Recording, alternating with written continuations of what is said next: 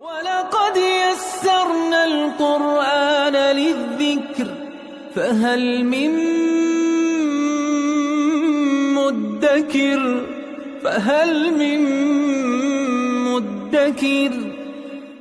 اعوذ باللہ من الشیطان الرجیم بسم اللہ الرحمن الرحیم الحمد للہ رب العالمین وصلی اللہ علی سیدنا و نبینا ابی القاسم المصطفى محمد وعلى آلہ الطیبین الطاہرین المعصومین اما بعد اعوذ باللہ من الشیطان الرجیم بسم اللہ الرحمن الرحیم ولا تلبسوا الحق بالباطل وَتَكْتُمُوا الْحَقَّ وَأَنْتُمْ تَعْلَمُونَ صدق اللہ العلی العظیم۔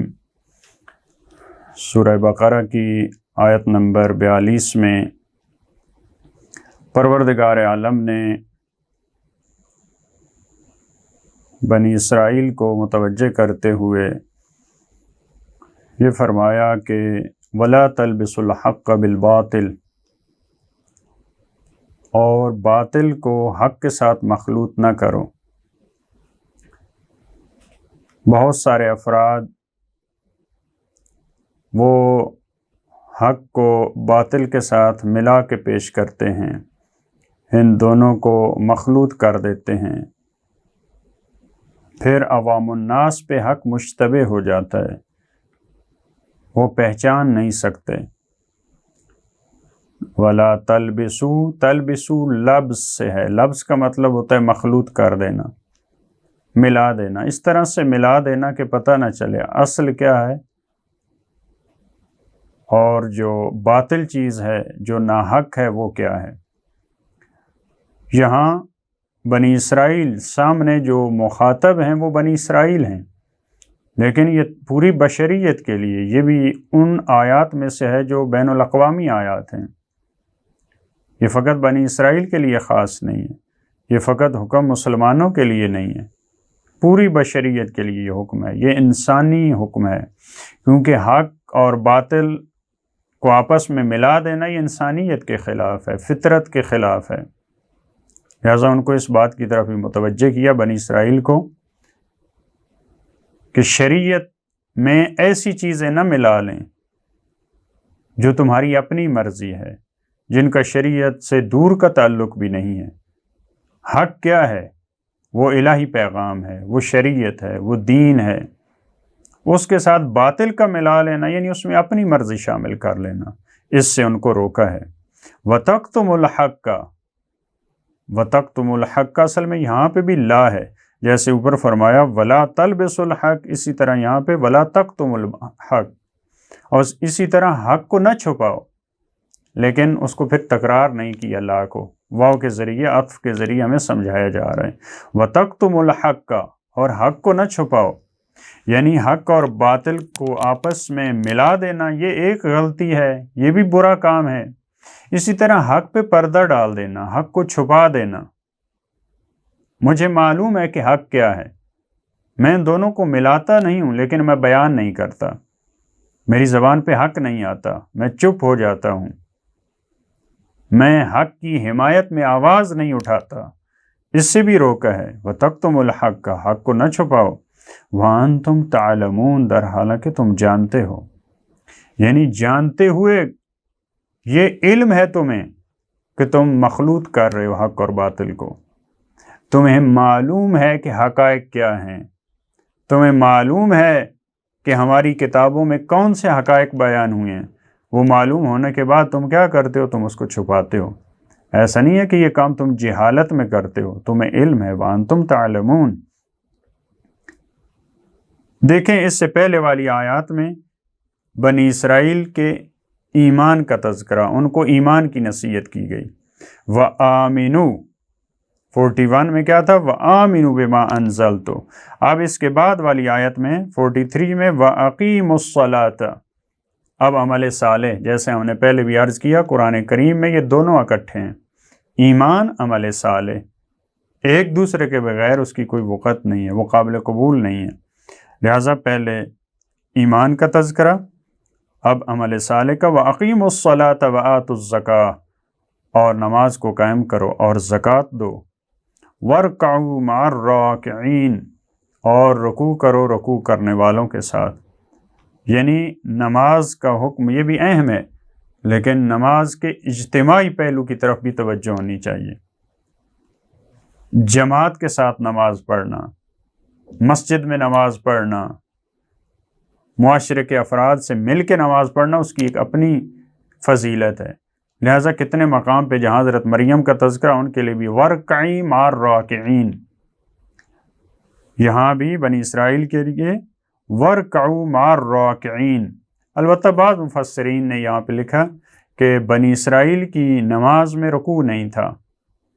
یہ جو قرآن کریم نے، نماز تو تھی پہلے والے ادیان میں بھی نماز، کتنے انبیاء نے نماز کی بات کی ہے۔ حضرت عیسیٰ نے دنیا پہ آتے ہی وَأَوْصَانِي بِالصَّلَاةِ وَالزَّكَاةِ کہا کہ اللہ نے مجھے نماز کی تاکید کی ہے، زکوٰۃ کی۔ نماز پہلے والے ادیان میں بھی موجود تھی، لیکن طریقہ کار تھوڑا تھوڑا مختلف تھا۔ لہٰذا یہاں پہ کہا کہ بنی اسرائیل کی نماز میں رکوع نہیں تھا، لہٰذا ان کو جو یہ مخاطب قرار دیتے ہوئے فرمایا وارکعوا مع الراکعین، یعنی تم وہ والی نماز پڑھو جو مسلمانوں والی نماز ہے، وہ نماز اہم ہے، وہ نماز قابل قبول ہے جو اللہ کے رسول جس طرح پڑھتے ہیں، وارکعوا مع الراکعین۔ اس کے بعد دیکھیں معمولاً جو بیان کیا جاتا ہے، اور یہ ایک حقیقت ہے کہ دین کے 3 حصے ہیں، روایات میں بھی اس کی طرف اشارے ہیں۔ ایمان، یہ بہت اہم ہے۔ ایمان لانے کے بعد انسان اس کا عمل ہو، اور عمل اس کے بھی آگے کئی حصے ہیں۔ اعمال میں ایک جو احکام کا حصہ ہے، اور اس کے ساتھ اخلاقیات بہت اہم ہیں۔ لہٰذا یہاں پہ احکامات بتانے کے بعد وَأَقِیمُوا الصَّلَاةَ وَآتُوا الزَّکَاةَ، اس کے بعد اخلاقیات کی طرف بھی ان کو متوجہ کیا۔ أَتَأْمُرُونَ النَّاسَ بِالْبِرِّ، کیا تم لوگوں کو امر کرتے ہو، حکم دیتے ہو بر، نیکی کا۔ بر اس نیکی کو کہتے ہیں جو بڑی وسعت کی حامل ہو، بہت بڑی نیکی، کیونکہ بر سے ہے۔ بر کہتے ہیں جو بہت بڑا بیابان ہوتا ہے، وسیع بیابان کو۔ البتہ بر قرآن کریم نے نیکی کرنے والے فرد کے لیے بھی استعمال کیا ہے، بر کا لفظ۔ بر نیکی، ایسی نیکی جس میں بہت وسعت ہو۔ تم لوگوں کو تو بہت بڑی نیکیوں کا حکم دیتے ہو، وَتَنْسَوْنَ أَنفُسَكُمْ، اور تم اپنے آپ کو بھلا دیتے ہو۔ وَتَنْسَوْنَ أَنفُسَكُمْ، اس کا مطلب یہ نہیں ہے کہ وہ اپنے آپ کو بھول جاتے ہیں، اپنے آپ کو بھلا دیتے ہیں۔ وَتَنْسَوْنَ أَنفُسَكُمْ یعنی اپنے آپ کو شامل نہیں کرتے ان میں۔ لوگوں کو حکم دیتے ہیں، لوگوں کو کہتے ہیں کہ آپ یہ کام کریں، یہ کام کریں، یعنی یہ فقط یہود کے علماء کے لیے نہیں، یہ آج کے علماء کے لیے بھی اس میں درس ہے۔ یہ بہت بڑی غلطی ہے ایک مربی کے لیے، ایک معلم کے لیے، ایک مبلغ کے لیے، کہ وہ لوگوں کو حکم دے وَتَنْسَوْنَ أَنفُسَكُمْ، اپنے آپ کو بھلا دے، اور وہ یہ سمجھے کہ یہ ساری باتیں تو لوگوں کے لیے، لوگ اس پہ عمل کریں۔ لہٰذا اس ضمن میں بہت روایات موجود ہیں جو مذمت کرتی ہیں ان علماء کی جو لوگوں کو حکم دیتے ہیں لیکن خود اس پہ عمل نہیں کرتے۔ ایک روایت میں معصوم سے منقول ہے کہ قیامت کے دن سب سے زیادہ حسرت اس عالم دین کو، اس مبلغ کو، اس فرد کو ہوگی جس نے لوگوں کو تبلیغ کی ہوگی۔ وہ اس کی تبلیغ کی وجہ سے جنت میں چلے گئے ہوں گے، لیکن یہ اپنے عمل نہ کرنے کی وجہ سے جہنم میں چلا جائے گا۔ اس نے لوگوں کو بتایا ہوگا اس چیز کا اتنا ثواب ہے، لوگوں نے عمل کیا، لیکن خود ہی عمل نہیں کرتا تھا۔ لہٰذا اس کی مذمت کی ہے کہ ایسا کام نہ کریں۔ لوگوں کو حکم دیتے ہو نیکی کا، وَتَنْسَوْنَ أَنفُسَكُمْ، اپنے آپ کو بھلا دیتے ہو، اپنے آپ کو اس میں شامل نہیں کرتے ہو، وَأَنْتُمْ تَتْلُونَ الْكِتَابَ، حالانکہ تم کتاب کی تلاوت کرتے ہو۔ اگر یہود و نصارہ ہیں تو تم تورات و انجیل کی تلاوت کرتے ہو، وہ ایسی چیز کا حکم نہیں دیتی۔ کہیں بھی تورات یا انجیل میں نہیں لکھا کہ تم لوگوں کو حکم دو اے علماء اور خود اس پہ عمل نہ کرو۔ اے قرآن پڑھنے والو، قرآن نے کہیں بھی یہ نہیں کہا کہ تم لوگوں کو حکم دو اور خود اس پہ عمل نہ کرو۔ افلا تعقلون، کیا تم عقل سے کام نہیں لیتے؟ یعنی انسانی عقل کا تقاضا یہ ہے کہ جس چیز کا وہ دوسروں کو حکم دیتا ہے اس پہ خود بھی وہ عمل کرنے والا ہو۔ ایک تو دین نے کہا ہے، انسان کی عقل بھی یہ اس بات کو قبول نہیں کرتی کہ میں دوسروں کو کہوں یہ کام اچھا ہے اور خود میں اس پہ عمل نہ کروں، خود میں اس پہ کاربند نہ ہوں۔ افلا تعقلون۔ یہاں ان آیات میں ہمارے لیے بہت سارے پیغامات ہیں۔ ایک یہ کہ ہمیں حق کا ساتھ دینا چاہیے، اور وہ حق کے مصادیق ہر دور میں مختلف ہیں۔ انبیاء علیہ السلام کے دور میں حق انبیاء ہیں، ائمہ اطہار کے دور میں حق کا مصداق ائمہ اہل بیت علیہ السلام ہیں، جیسا کہ رسول اللہ سے منقول ہے علی مع الحق والحق مع علی۔ تو ہمیں حق کا ساتھ دینا ہے، ہمیں حق کے ساتھ رہنا ہے، یعنی رسول اللہ کے بعد ان کے جو اہل بیت علیہ السلام ہیں ہمیں ان کا ساتھ دینا ہے، جس چیز کا ہمیں وہ حکم دیں گے۔ اور ہمیں مخلوط بھی نہیں کرنا کہ ہم تھوڑا سا اہل بیت کا پیغام لے لیں، تھوڑا سا ہم اہل بیت کے دشمنوں کا لے لیں۔